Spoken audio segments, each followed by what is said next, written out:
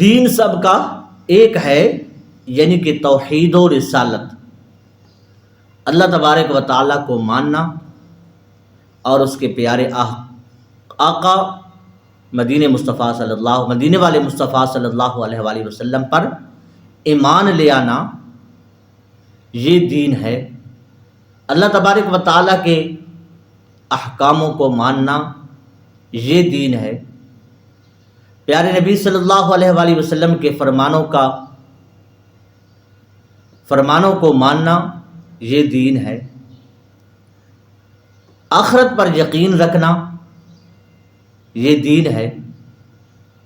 تو ہم سب کا دین ایک ہی ہے۔ ہاں، عبادتیں الگ الگ ہیں کہ نمازوں کے اندر تھوڑی سی تفریق، روزوں کے تعدادوں کے اندر تھوڑی سی تفریق، لیکن دین کے اندر کوئی تفریق نہیں، سمجھنے والے انسان کے لیے اور سوچنے والے انسان کے لیے۔ عقیدہ آخرت یوں ہی بنیادی اخلاقیات سب کی مشترک ہیں۔ حضرت مولا علی المرتضیٰ کرم اللہ وجہ الکریم نے فرمایا کہ ایمان حضرت آدم علیہ نبینا علیہ الصلاۃ والسلام کے زمانہ سے یہی ہے۔ ایمان حضرت آدم علیہ نبینا علیہ الصلاۃ والسلام کے زمانہ سے یہی ہے۔ کون سا؟ کہ لا الہ الا اللہ، لا الہ الا اللہ کی شہادت، اور جو اللہ تبارک و تعالی کی طرف سے آیا اس کا اقرار کرنا، جبکہ شریعت ہر امت کی خاص ہے۔ اسی آیات مبارکہ کا تیسرا حصہ، وَلَوْ شَاءَ اللَّهُ لَجَعَلَكُمْ أُمَّةً وَاحِدَةً، اور اگر اللہ تبارک و تعالی چاہتا تو تم سب کو ایک ہی امت بنا دیتا۔ یہاں بات غور کرنے کی ہے کہ قرآن مجید کیا سمجھا رہا ہے۔ یہ ہدایت والی کتاب، یہ روشن کتاب، یہ کتاب مبین کیا فرما رہا ہے کہ وَلَوْ شَاءَ اللَّهُ لَجَعَلَكُمْ أُمَّةً وَاحِدَةً، اور اگر اللہ تبارک و تعالی چاہتا تو تم سب کو ایک ہی امت بنا دیتا۔ ارشاد فرمایا کہ اگر اللہ تعالیٰ چاہتا تو تم سب کو ایک ہی امت بنا دیتا، مگر اس نے ایسا نہیں کیا، تاکہ جو شریعتیں اس نے تمہیں عطا فرمائی ہیں ان شریعتوں میں وہ تمہیں آزمائے گا، اور تمہیں امتحان میں ڈالے گا، تاکہ ظاہر ہو جائے کہ ہر زمانہ کے مناسب جو احکام دیے کیا تم اس پر یقین و اعتقاد کے ساتھ عمل کرتے ہو۔ ان کا اختلاف اللہ تبارک و تعالی کی مشیت مرضی سے ہے، اور اس میں بہت سی حکمتیں اور دنیاوی اور اخروی فوائد منافع ہیں، اور یا تم حق کو چھوڑ کر نفسانی خواہشات کی پیروی کرتے ہو۔ یہ اس آیت مبارکہ کا جو چھوٹا سا جز پیش کیا آپ کی خدمت کے اندر، کہ اللہ تبارک و تعالی مالک ہے، نہیں خالق ہے، جو چاہے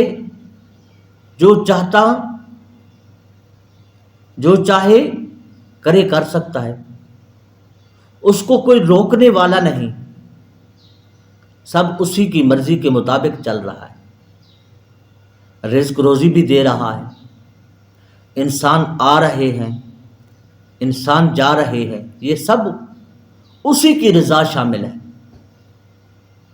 درختوں کے اوپر پھل بھی لگ رہے ہیں، درختوں کے اوپر پھل بھی لگ رہے ہیں۔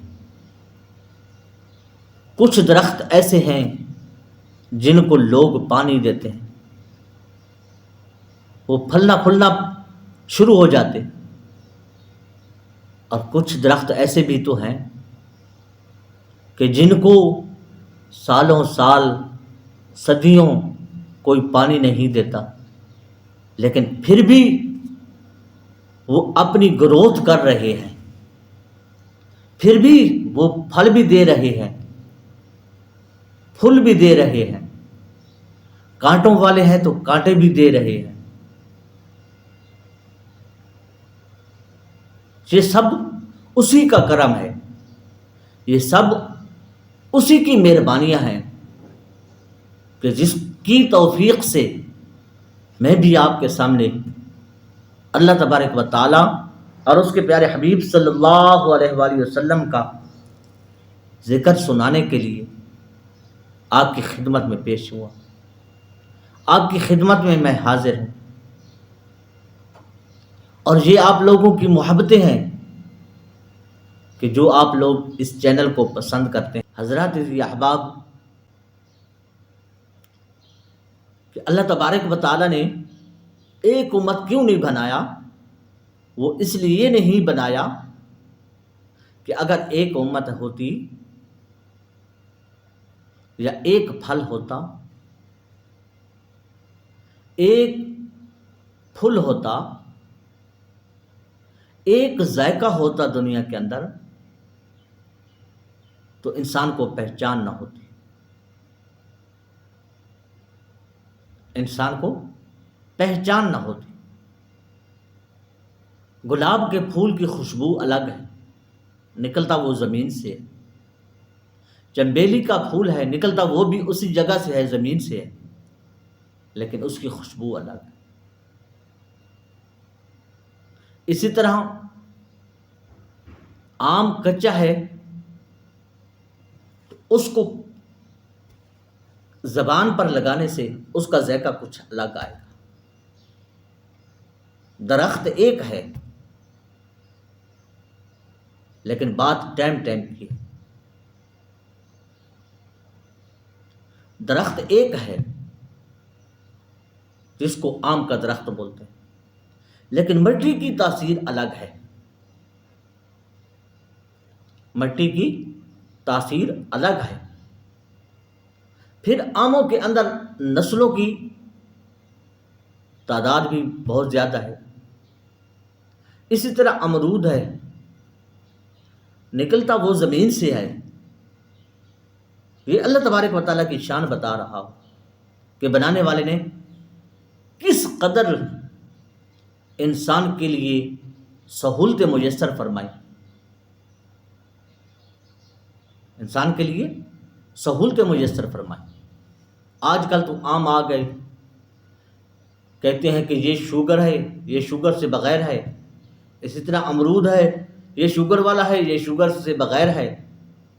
دیکھیں، یہ بھی اللہ تعالیٰ تبارک و تعالیٰ کی حکمتیں ہیں کہ جن کو شوگر نہیں ہوتی وہ تو اللہ تبارک و تعالیٰ کی نعمتوں سے مالا مال ہو جاتا ہے، میٹھا بھی کھا لیتا ہے، کھٹا بھی کھا لیتا ہے، پھیکا بھی کھا لیتا ہے، جو کچھ آتا ہے رگڑ دیتا ہے۔ اور جن بیچاروں کو